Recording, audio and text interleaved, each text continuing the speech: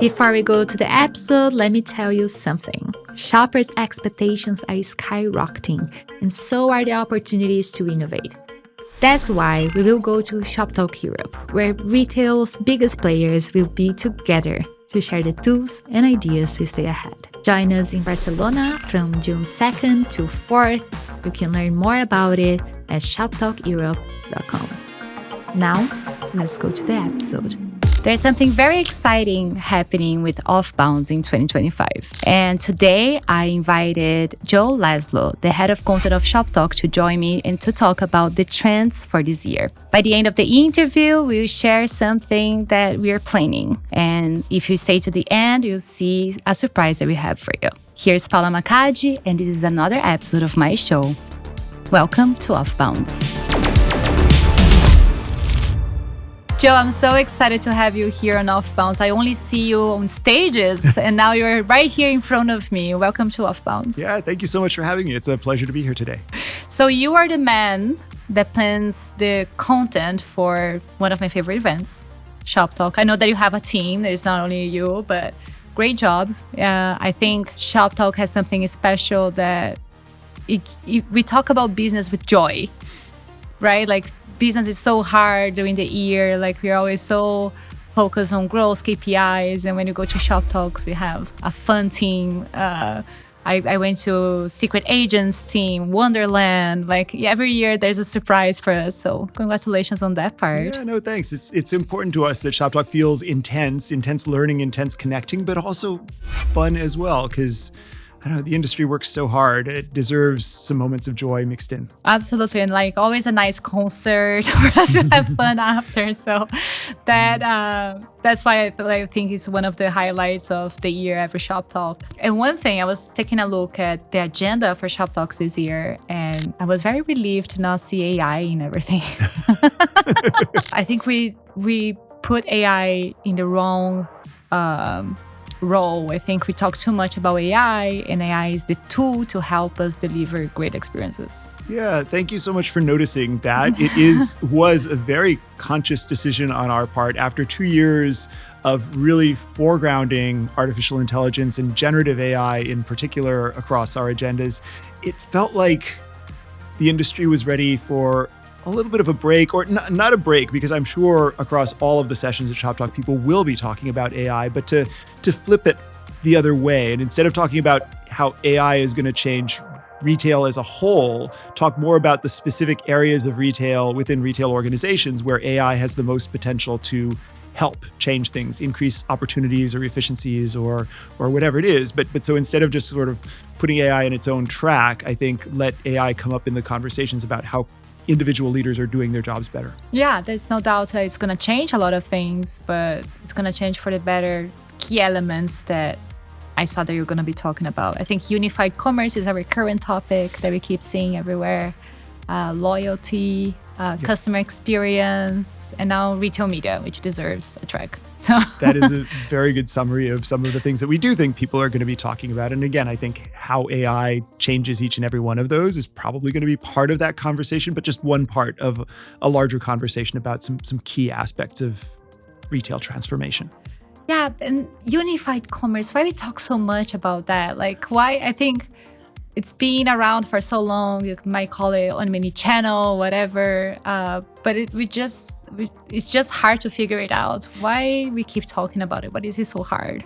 I think unified commerce continues to be a puzzle for the industry. And I do think it's hard. It's very easy for somebody like Shoptalk to program a track on unified commerce or the next generation of omni-channel. It's very easy for like a consultant to say, you need to like tie your e-com more closely to your stores, but it's so hard to do in practice. I think you start to understand how hard it is when you go beyond just unified customer experiences, which is the first level of unified commerce. Your e-com should look a lot like your stores and vice versa, and go towards the fact that data infrastructures on the back end need to be much more tightly tied together. Your tech stack, you need to rethink your tech stack so that it can support things like buy online, pick up in store, and the other key unified commerce features and capabilities that shoppers are coming to expect. And you even need to rethink your org chart a little bit. I think most retailers and consumer brands these days have moved away from the siloed world of like the digital team is over there and the stores team lives over here, and they're kind of, pitted against one another. I think everybody realizes that that's not productive because it doesn't align to that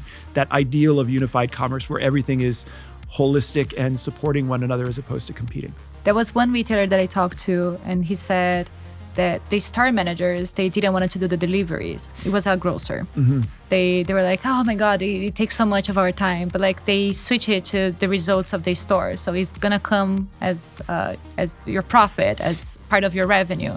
Then it became an omni-channel experience. So that was funny. Then suddenly you have the incentive to do it, and it's better for the customer at the end of the day. But I do think internal incentives need to be aligned with what the shopper wants. Absolutely. And do you have any unified commerce experience that you really admire? This is such a challenging question, right? Again, it's very easy for somebody like me to say, oh, you should do it, and to find like 2 or 3 speakers to talk about what they're kind of doing as they take steps on that unified commerce journey.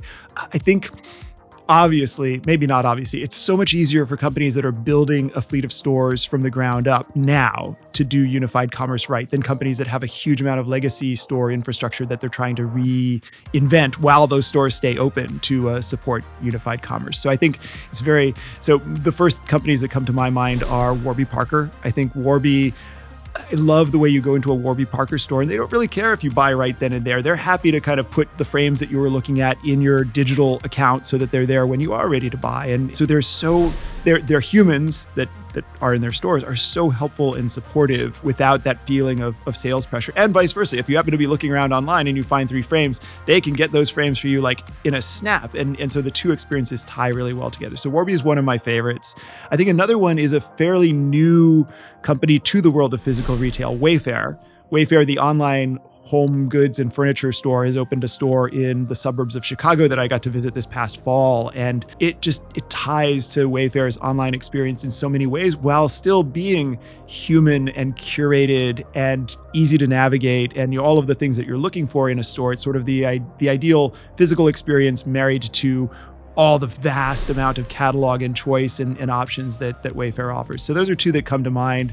I think in the more established retailer world, I would point to a number of companies have retooled their mobile apps so that they have a store mode now. Macy's has done this, Home Depot has done this. And I think for people who realize, oh, the app is a little different when I'm in store, it helps me navigate, it helps me find a product I'm looking for. Yeah, I had no idea. I think that's, it's I want to say low-hanging fruit, but again, it's hard to do this. It's hard to make it work right. And again, I think as a step toward unified commerce, helping a customer's digital and physical journeys be very holistically tied to one another. I think those are very good examples. There was one, talking about Chicago, there was one that I interviewed for our last series. We will talk about it later, but it was Crate & Barrel. I think they also do an excellent job. Like they give like the QR codes when you're in store, so you see the assortment that they have online. You can also hang out there. Like the store has its row, and then the mobile has another row, and then the online, the assortment and everything. So I think I totally they also agree. Yeah. Even something as simple as putting a QR code on every tag, on every item in the store, just makes it that much easier for somebody who wants to see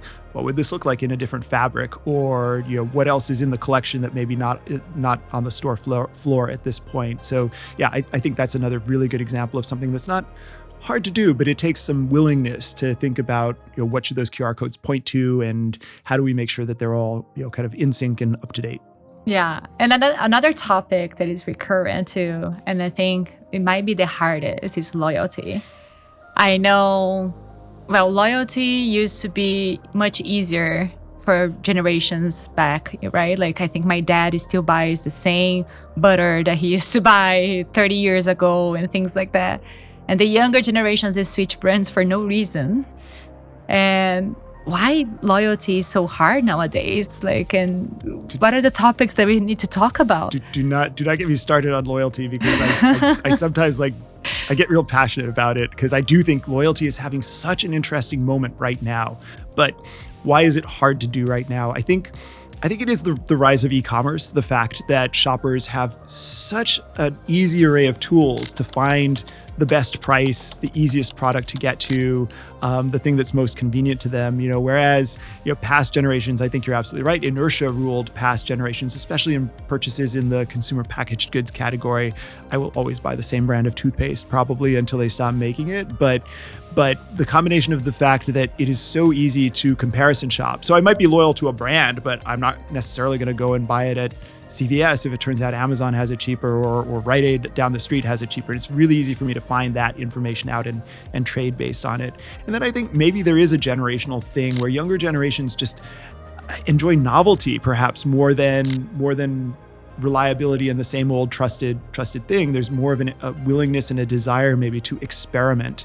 And that experimentation and desire for novelty, it creates opportunities for brands to launch new products and have an audience that's willing to take a plunge and give them a try. But for anybody that is sort of, in that old school of loyalty and trying to just sort of get those customers who will buy the same thing week in and week out, month in and month out, you got to give them more of a reason than just used it once, use it again. Yeah, and this boom of loyalty programs is so it's so easy to say you have to have a loyalty program, but it's so hard to put the right value there. So customers are just yeah, sure, I'm going to put all my data here. I'm going to, Yeah, I do think we're in a moment where almost all of the retailers and consumer brands I talk to have either recently relaunched or in the process of relaunching a loyalty program, making it more gamified, making it more fun, making it more personalized, which of course does involve give us some of your data so that we can make it more aligned with your personal desires, wants, needs. It's a really interesting moment. Relative to the old school world of, buy 10 and the 11th one is free. That's a very easy transactional thing for a shopper to remember. And they've got the little card with the little holes punched in it. The new world of loyalty is one that's going to take a little more work on the shopper's part. I think for the brands that have won my loyalty, I love the points and I can figure out how many points equate to whatever perk I get. But I don't know that I have the brain power to manage 5 or 10 of those. I'm going to need an app to manage my loyalty apps. And that may not be a world that works all that well for some of the companies that are launching these new programs, or at least for their kind of like the brand, but not super loyal already customers. It may not cement their loyalty. And let's talk about us as consumers, right? What I love about our industry is that we can see from the perspective of the customer because we are ourselves. Mm-hmm. You said you still buy the same toothpaste and you will continue to do so. Why is toothpaste and why are you so loyal to it? I don't know why toothpaste came to mind. I'm maybe a little obsessed with dental care. I was equally as loyal to my brand of dental floss, and Johnson & Johnson stopped making my brand of dental floss about a year ago. I looked around everywhere. People are selling this dental floss online because there are Gen Xers and older people they want their dental floss and they don't want to have to do the research to find the new brand. And maybe that's it. Maybe it just feels like work to figure out what should the new brand be. And I will say, my journey to find my new dental floss brand involved YouTube, and it involved Amazon reviews, and it involved asking friends. And then I found a dental floss I liked. And then I asked my dentist. And it was really interesting. It feels very contemporary of me that my chosen sources of information were dentist last, kind of friends and YouTube and online reviews first for finding any product when I have to make a change. Is there content on YouTube about dental floss? I'm curious. There's content on YouTube about everything, I think, these days. And I do think dental influencer is maybe a niche category, but I think they exist. Interesting. Well, yeah, I'm sure that there's content for everything. But loyalty is hard, but it's also the last part of the customer journey. I think if you don't have a good experience shopping in a specific store or buying from a specific brand, you would never sign up for a loyalty program, for example. What are the topics on customer experience that will come in 2025? It's a great question. I think as I think about the Shoptalk agenda, it sort of breaks down into 3 main categories customer experience wise, right? I think store experience. I just got through talking about unified commerce and how these two things blend together and they're sort of seamless. But store experience as a distinct thing in and of itself that retailers really need to kind of have a good muscle and the right store staff. I think humans still play a major role in customer experience in stores in a way that they don't in digital shopping. So I think in-store customer experience is a big topic of conversation, or will be, at Shoptalk in March. Then I think there's digital customer experience where aspects like personalization, but the right level of personalization, and you kind of have to gauge. You kind of have to don't get too creepy. You kind of have to personalize personalization, right? Because one person's, oh, this has made my shopping journey so easy, is another like, ooh, that's kind of creepy. I'm not sure I'm comfortable with like that use of my data or that steer in whatever direction. So I think e-commerce customer experience kind of around personalization and around some of the loyalty topics we've been talking about. I think a number of brands are thinking about not just the financial incentives you can get to drive loyalty, but emotional incentives as well. I think my best example of that is outside of retail. I think about companies like Delta Airlines that are doing a lot while somebody is on board a plane to make them feel welcome if they're kind of at a certain tier of, which I'm not there yet, but you see it. You see the people getting the little handwritten notes on planes or the complimentary champagne, and you're like, what do I have to do to merit that? And I think it really works both for the customer who feels appreciated in a non-financial kind of way, and for the people around that customer who think, oh, they're really nice to their loyal customers. Well, I had horrendous experiences with Delta, so I didn't see that. It's a subject for another podcast, perhaps. Yeah, like just so you know, like from my side, sure I didn't see any of that. I was just like, why are you doing this to me? and I think that's a challenge too, is consistency of experience across individual touch points that a brand has with a customer can vary a lot, and it doesn't take very much, right? You can have like 10 good experiences, but that one bad experience could ruin kind of a whole laboriously built like tower of loyalty. You could just come toppling down. I avoid at all costs. Delta is like my least liked airline. But okay, let's move on. Sorry, Delta. One thing, I've been working with Shoptalk for a while, right? Like as media, like I've attended many shows. We've been partners, and last year was super cool because I took a big risk. I launched my own show. I launched OFFBounds. I left a very cool job to try that. And what was very inspiring when we partnered last year for our Retail Innovation Series, it was pre-Shoptalk Fall. The main stage had only female keynotes. So I was very, very inspired by that. And as a female founder, I think, Thank you for saying. I'm curious to know, what is the Shoptalk role in this gender parity talk?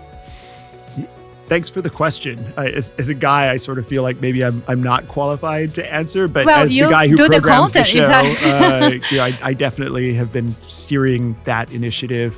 Shoptalk has always thought it was really important to showcase both women who have achieved and who have kind of ascended to the C-suite, highest levels of retailer and consumer brand and tech company and consultancy and agency, like across the whole retail ecosystem. We love celebrating women who have had amazing career successes.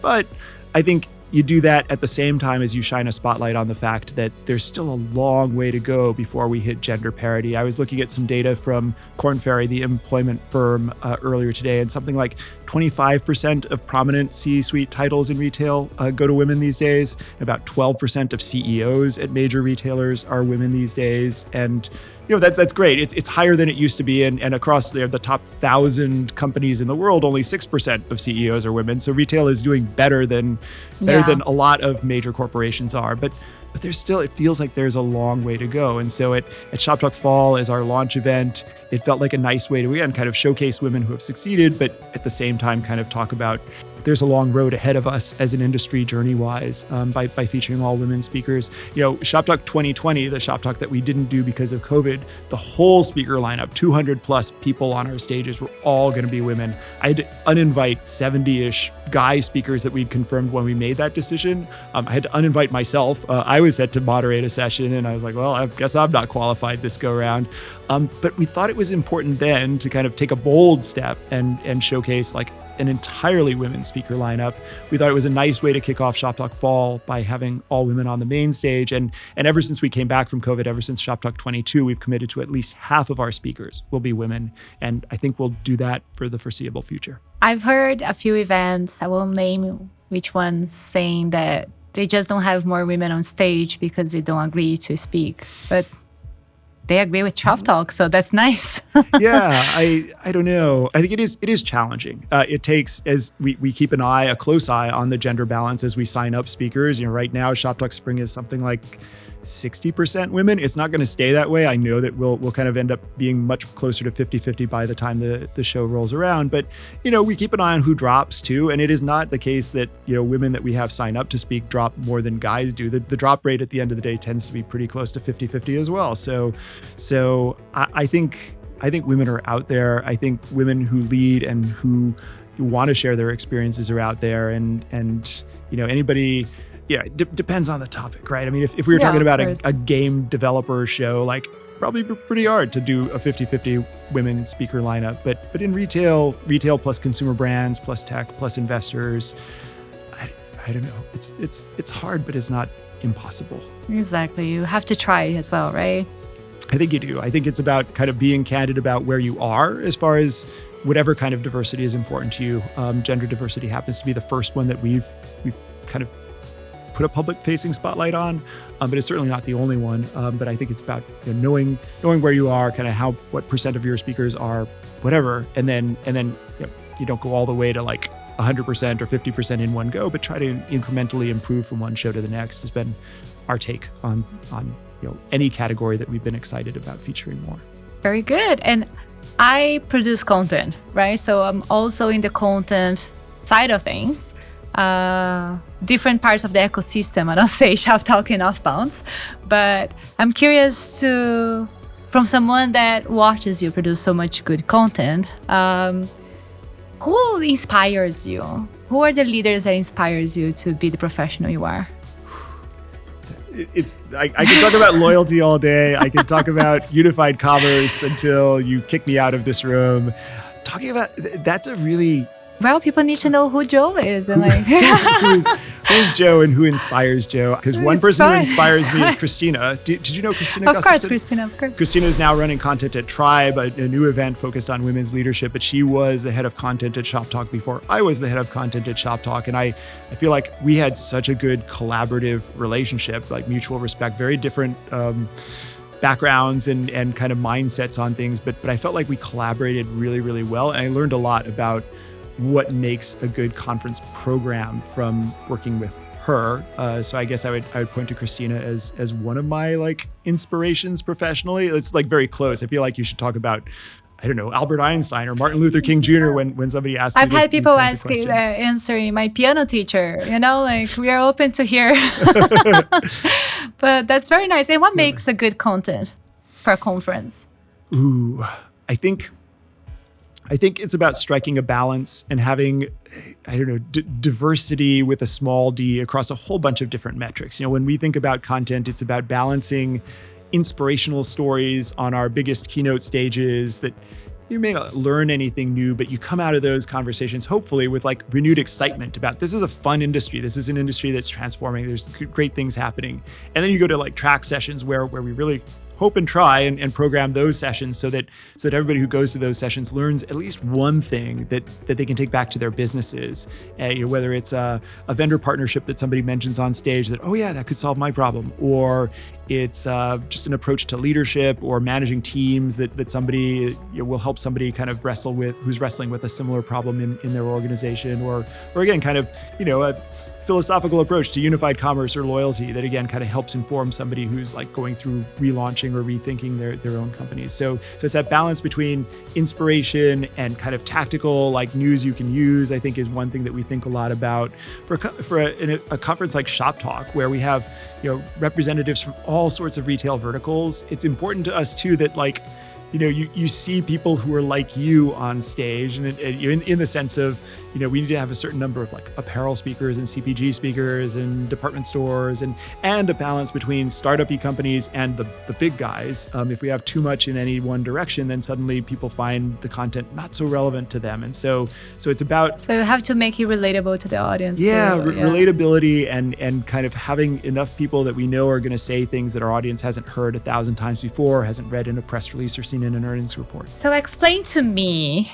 what is Shoptalk Luxe, which is a new Shoptalk. You dropped the announcement a few days ago. So I'm interested, now that you said everything about content, what we should expect for Shoptalk Luxe, which is going to be in Abu Dhabi, right? New location too. So all new.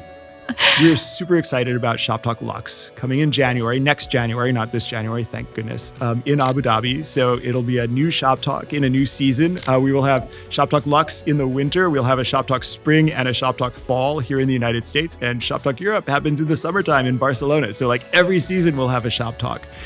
Shoptalk Luxe is because we see the digital and technology-driven transformation that has changed all of retail, really starting to affect luxury brands and retailers in a major way right at this moment. I think it's a transformative moment for the luxury industry, and a chance to maybe not just talk about luxury brands, but just talk about premium customer experiences across all of retail as companies are thinking about what it means to be welcoming and clienteling technologies are improving, and potentially companies that haven't historically been able to offer that high touch, really personalized customer experience that luxury brands do really well. Other brands are going to be able to do that as well. So for all of those reasons, it felt like this was a very interesting moment to launch a luxury focused event. And so Shoptalk Luxe it is. That's what I like to call premiumization, which I talked about in one of our episodes. Some mass brands like providing better elevated experiences. So interesting.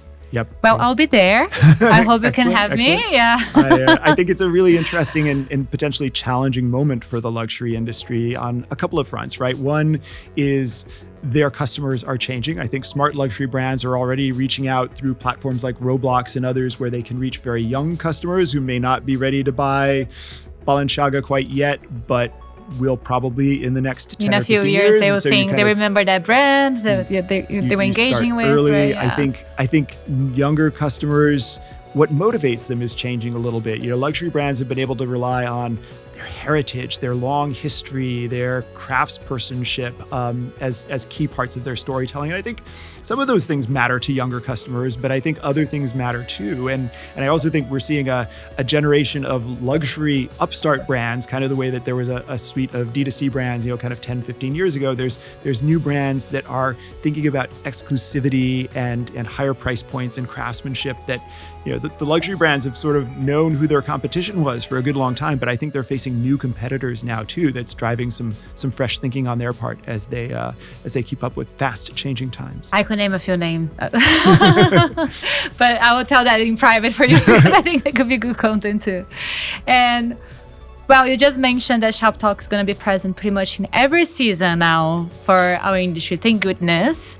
And OFFBounds has a partnership now. I'm so excited about it. Thank you. I'm looking forward to the stories that you tell and how those are reflected on and off our stages. Yeah, so we'll partner for 4 events this year. It's Shoptalk Europe, Shoptalk Fall, Grocery Shop, and Shoptalk Luxe, where I will interview 5 executives that will be on stage so everybody gets prepared, everybody gets ready before of the show.